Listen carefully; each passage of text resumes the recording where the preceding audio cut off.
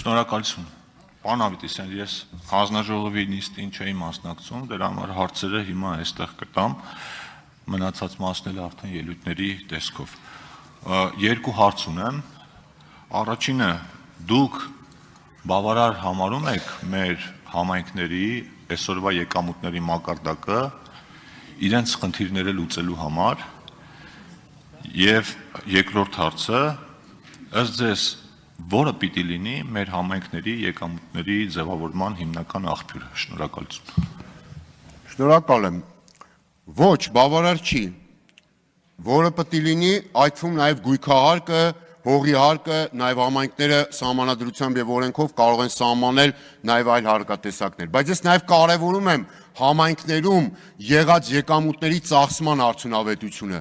Օրինակ իմ համար ընդունելի չի, երբ որ ասենք օրինակ 7 միլիոն դրամանոց տոմսով կարա ասենք Երևանի քաղաքապետը ճամփորդի, երբ որ պատիկներով ավելի պակաս արժեքով կարա, սա եւս շատ կարևոր է, պարոն Թունյան։ Իսկ ինչ վերաբերում է գույքահարկի բարձրացմանը, նորից եմ կրկնում, շքեղությունը հարկելուն ոչ մեկ դեմ չի։ Այդ թվում ես կողմ եմ, հակառակը ես ասում եմ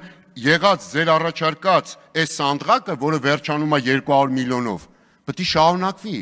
Այո, 500 միլիոն, 1 միլիարդ դրամանոց գույքերը, թեկուզ եթե դրանից մի հատ կա կամ 5 հատ, չնայած ես լիստեմով նայել եմ, լիքը կա տես գույքեր վաճառվող։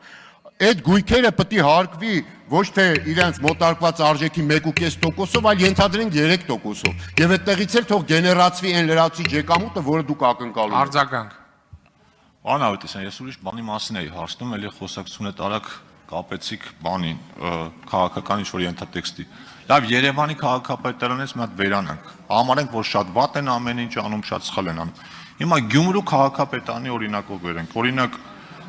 Վարդան Ղուկասյանին կոմունիստական կուսակցության ծրագիրը Գյումրիում իրականացնելու համար համայնքային եկամուտները որ աղբյուրներից պիտի բավարարվեն։ Աղբյուրները արդեն նշեցի, ինչքան էլ ասենք փորձեք բան այտենց ռուսերեն ասած ներողություն բառի համար ատվետ ֆրալ փորձեք, բայց դրանից բովանդակությունը չի փոխվելու։ Իմ ասածը շատ պարզ բան է, պարոն Թունյան։ Ասում եմ սոցիալական բեռը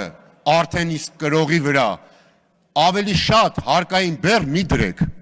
Եկամուտ հավաքվել, ախր նոր մի քիչ առաջ եկել եք, մի օր առաջ խոսում եք մանիպուլյացիաներից եւ այլ, ինչի մասով համաձայն եմ։ Պարզ բան ենք ասում, էլի, ասում ենք հարկային բեռը ավելի շատ դրեք այն խավի վրա, ով կարում է տանի։ Օրինակ ձեր գույքահարկի պատճառով, եթե նույնիսկ մի նպաստառու կամ թոշակառու ընտանիք պարտավորվելու է իր գույքը վաճառի պապենական եւ գնա մի ուրիշ տեղ ապրի, ինչին նաեւ ձեր падգամավորներից մի մասը խորհուրդներ է տալիս, այդ արդեն լավ չի։ Պետք է դա նկատի առնվի։ Չի կարելի թացը չորին խառնել ու անընդհատ խոսել ինչ-որ ամպագորգոր բաների մասին։ Չմոռանաք հավանել տեսանյութը եւ բաժանորդագրվել Civic AM-ի YouTube-յան էջին։